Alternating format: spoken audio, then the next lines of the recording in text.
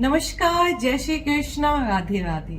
तो आज एक बार फिर मैं लेकर आई हूँ गीता सरल कहानियां। इस श्रृंखला में एक और नई कहानी जिसका नाम है जीवन क्या है। तो आज की कहानी में हम जानेंगे कि जीवन कैसा होना चाहिए, मोमबत्ती के जैसा या आइसक्रीम के जैसा।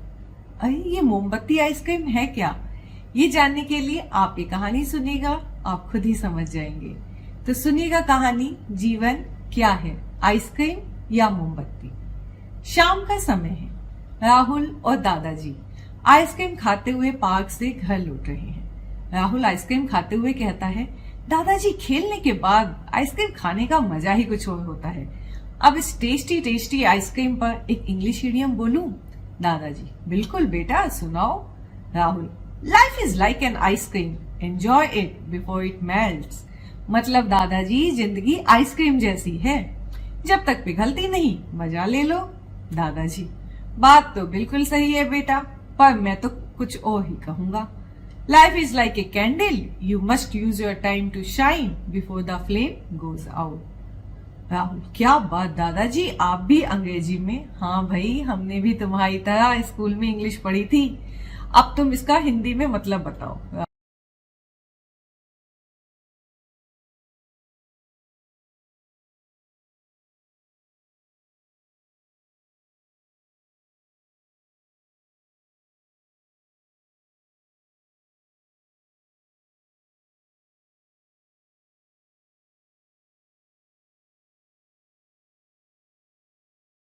पहले दादाजी मुझे कैंडल और फ्लेम की हिंदी बताइए, तब मैं आपको इसका अर्थ बताता हूँ। दादाजी, कैंडल मतलब मोमबत्ती और फ्लेम मतलब लो। चल मैं ही बता देता हूँ इसका मतलब। जीवन एक मोमबत्ती की तरह है, जब तक लो जल रही है तब तक रोशनी फैलाने का पूरा प्रयास करो। राहुल, पर दादाजी आइसक्रीम तो मजेदार होती है, पर कैंडल मतलब मोमबत्ती ना दादाजी। हाँ, मोमबत्ती जैसे जलने में कहाँ मजा होता है। सही कहा बेटा, आइसक्रीम मजेदार होती है, मिठास देती है, पर थोड़ी देर के लिए, फिर आइसक्रीम खत्म, खेल खत्म। मोमबत्ती तपती है, जलती है, और को रोशनी दिखाती है, राह दिखाती है। और सबसे बड़ी बात, जब एक मोमबत्ती जलती है ना, तो वो कई सारी मोमबत्तियां जला सकती है, वो भी बिना बुझे। शायद आप सही कह रहे हैं, राहुल कहता है, लेकिन फिर हंसते हुए कहता है, दादाजी को चिढ़ाते हुए, पर दादाजी अब एलईडी लाइट का जमाना है, आपकी मोमबत्ती तो अब पुरानी हो गई। दादाजी, हाँ हाँ सही कहा बेटा, तो फिर तुम एलईडी बल्ब बन जाओ, ज्यादा रोशनी दो, मत बनो मोमबत्ती। मतलब जैसे भी बनो, पर औरों को रोशनी दो, खुशियां दो। दोनों हंसते हुए बात करते हुए घर पहुंच जाते हैं। रात को खाना खाकर राहुल फिर दादाजी के पास आता है। दादाजी, आज गीता में कौन सा श्लोक पढ़ाएंगे? दादाजी, आज हम पढ़ेंगे श्लोक 2.69। मेरे साथ दोहराओगे राहुल? बोलो। या निशा सर्वभूतानां तस्यां जागृति संयमी, यस्यां जागृति भूतानि सा निशा पश्यतो मुने। दादाजी, इसका अर्थ है बेटा, जो सब जीवों के लिए रात है वह आत्म संयमी के जागने का समय है, और जो सबके जागने का समय है वह आत्म संयमी के लिए रात के समान है। राहुल, दादाजी आत्म संयमी कौन है? क्या ये उल्टे होते हैं? जब सबके लिए रात होती है तब उनके लिए दिन होता है। हाँ हाँ बेटा, आज तो हमारी आइसक्रीम और मोमबत्ती की बहस श्लोक में भी पहुंच गई। भगवान श्री कृष्ण भी यही समझा रहे हैं, कौन सीधा है और कौन उल्टा। मतलब दादाजी, देखो बेटा, ज्यादातर लोग जीवन को आइसक्रीम की तरह समझते हैं। खुलकर जियो, जो मन करे वो करो, पार्टी करो, देर रात तक मस्ती करो, फिर दोपहर को 12 बजे उठो और कहो इट्स माय लाइफ। सही तो है ना दादाजी? हाँ बेटा, आजकल सब लोग फिल्मों वाला रंगीन चश्मा पहन लेते हैं और सोचते हैं कि दुनिया सचमुच वैसी ही रंगीन है। पर आत्म संयमी का अर्थ है संयम से बुद्धिपूर्वक सोच समझकर कार्य करने वाले। दादाजी, जो ज्ञानी होते हैं मतलब सेल्फ कंट्रोल्ड, वे कहलाते हैं ना आत्म संयमी। हाँ राहुल, आत्म संयमी समझते हैं, जानते हैं कि वास्तविक आनंद क्या है, और इस तरह वे सोच समझकर काम करते हैं। तो दादाजी, उन्हें क्या आनंद मिलता है? जब वो सूरज उगने से पहले उठते हैं, अपना दिन तरीके से शुरू करते हैं, योग, ध्यान, प्रार्थना या आत्मचिंतन करते हैं, उन्हें जो शांति और आत्म संतोष मिलता है ना राहुल, वो किसी पार्टी या आइसक्रीम से नहीं मिल सकता। उनके पास आंतरिक खुशी होती है। आंतरिक खुशी मतलब दादाजी सोचते हुए, कल तो संडे है ना, कल सुबह 5 बजे हम सब शहर से दूर वाले पार्क चलेंगे, वहीं इस श्लोक का असली मतलब तुम्हें पता चलेगा। दादाजी पापा मम्मी को आवाज लगाते हैं, सुनो भाई, कल सुबह 5 बजे सब लोग तैयार है ना, हम सब शहर से दूर वाले पार्क में जाएंगे। मम्मी, अच्छा आइडिया है पापा जी, नाश्ता भी हम बाहर ही कर लेंगे। पापा, राहुल आलस करते हुए कहता है, पर दादाजी संडे को तो मैं 8 बजे तक सोता हूँ। पापा हंसते हुए कहते हैं, अब तो बेटा दादाजी और मम्मी तैयार हैं तो हम दोनों कौन होते हैं मना करने वाले। अब तो सुबह सुबह मुझे भी उठना ही पड़ेगा, जाना ही पड़ेगा। दादाजी, अरे तुम सब लोग एक बार चलकर तो देखो, कैसी मजेदार जादुई सी सुबह होगी, देखना जाकर।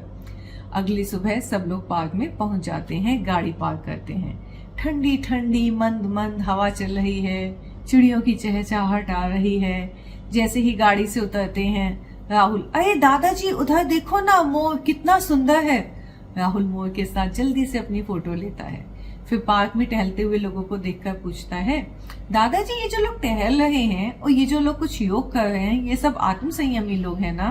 दादाजी, नहीं राहुल, आत्म संयमी तो नहीं, पर हाँ आत्म संयम की ओर एक कदम इनका है।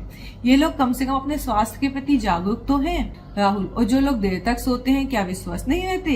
क्या वो बीमार होते हैं दादाजी? नहीं बेटा, ऐसा तो नहीं, पर जो जल्दी उठता है उसे ताजी हवा मिलती है, जिसमें ज्यादा ऑक्सीजन होता है, सूरज की पहली किरण और शांत वातावरण मिलता है, तो उसका तन और मन दोनों स्वस्थ रहते हैं। राहुल और दादाजी दोनों नंगे पैर घास पर चलते हैं। राहुल, दादाजी कितनी अच्छी हवा है ना, और चिड़ियों की आवाज भी कितनी सुंदर आ रही है। दादाजी, अभी नींद आ रही है राहुल? सुबह की नींद अच्छी थी या ये अनुभव? अब तो दादाजी नींद भी उड़ गई। दादाजी, क्या हम यहाँ पर वीडियो बनाएं? बहुत अच्छा आएगा। चलो राहुल, यही तुम वीडियो बनाओ। दादाजी, इस बार तो हमारा वीडियो आधा रात का और आधा दिन का बनेगा। हाँ, दोनों वीडियो को जोड़ लेना। पार्क की हरी घास पर दादाजी और राहुल एक पेड़ के पास बैठ जाते हैं, कैमरा सामने लगाते हैं, राहुल रिकॉर्डिंग ऑन करता है। तो बेटा, भगवान श्री कृष्ण का कहना है कि सिर्फ कुछ ही लोग ऐसी खूबसूरत सुबह का आनंद उठाते हैं, बाकी तो रात देर तक पार्टी करते हैं और सुबह देर तक सोते रहते हैं। हाँ दादाजी, वीकेंड का मतलब ही लेट नाइट तक जगना और लेट मॉर्निंग तक सोना है। भगवान के रात और दिन कहने का एक और गहरा अर्थ भी है राहुल, कि दोनों की सोच में रात और दिन का अंतर होता है, मतलब बहुत अंतर होता है। जैसे एक इंसान को कुछ देकर खुशी मिलती है और दूसरे इंसान को कुछ पाकर खुशी मिलती है। एक अपनी खुशी के बारे में सोचता है और दूसरा किसी और को खुश करके खुश हो जाता है। मतलब दादाजी, किसी को गिफ्ट देना अच्छा लगता है और किसी को गिफ्ट पाना, यही मतलब है ना दादाजी? बिल्कुल बेटा, अब तुम ही बताओ कौन सीधा और कौन उल्टा? राहुल, दादाजी चलिए, आपकी मोमबत्ती सीधी है जो सबको रोशनी देती है, खुशी देती है, और मेरी आइसक्रीम उल्टी है जो सिर्फ मुझे ही खुशी देती है। अब सही है ना? लेकिन राहुल थोड़ा सा गंभीर होकर पूछता है, पर दादाजी, क्या सिर्फ अपनी खुशी के बारे में सोचना गलत है?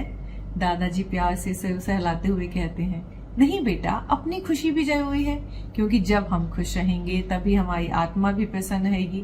थोड़े समय के लिए तो वो खुशी बहुत जरूरी है, लेकिन अगर हम हर वक्त बस छोटी छोटी चीजों में ही अपनी खुशी ढूंढते रहेंगे, उस खुशी के लिए अपने जरूरी काम छोड़ देंगे, तो फिर वो खुशी नहीं, कमजोरी बन जाती है बेटा। हमारा मन उसमें ही भटकता रहता है। तो अगर हम उन चीजों के लिए अपने महत्वपूर्ण कार्य छोड़ दें तो वो गलत है। तो दादाजी, पहले अपना कर्तव्य पूरा करना चाहिए, फिर जीवन का आनंद लेना चाहिए। मतलब हमें जीवन का स्वाद भी चखना है और अपना काम भी पूरा करना है। हाँ बेटा, पहले कर्तव्य फिर आनंद, तभी बनते हैं आत्म संयमी। यही है आत्म संयम। ये जीवन एक सफर है बेटा, जिसमें फूल हैं, झरने हैं, ठंडी हवा है, मस्ती भी है और कुछ कांटे और पत्थर भी हैं। हमें बिना रुके अपने संयम के साथ उस ऊंचाई तक पहुंचना है जहां हमारी मंजिल है। तो दादाजी, हमें रास्ते का मजा भी लेना है और मंजिल को भूलना भी नहीं है। शाबाश राहुल, अब तू असली समझदार बन रहा है। तभी मम्मी दूर से आवाज देती हैं, अगर आप दोनों की ज्ञान चर्चा पूरी हो गई हो तो चलें अब ब्रेकफास्ट की ओर। राहुल मतलब दादाजी अब जीवन का स्वाद लेने चलते हैं। हाँ बेटा, अब तो ब्रेकफास्ट ही अपनी मंजिल है। राहुल हाँ दादाजी, अब पेट का भी संयम टूट रहा है। और सब हंसते हुए गाड़ी में बैठ जाते हैं। तो कैसी लगी आपको ये जीवन की परिभाषा, समझिएगा और मुझे कमेंट करके जरूर बताइएगा कैसी लगी आपको कहानी। तब अगली कहानी लेकर जरूर आऊंगी। तब तक के लिए जय श्री कृष्णा।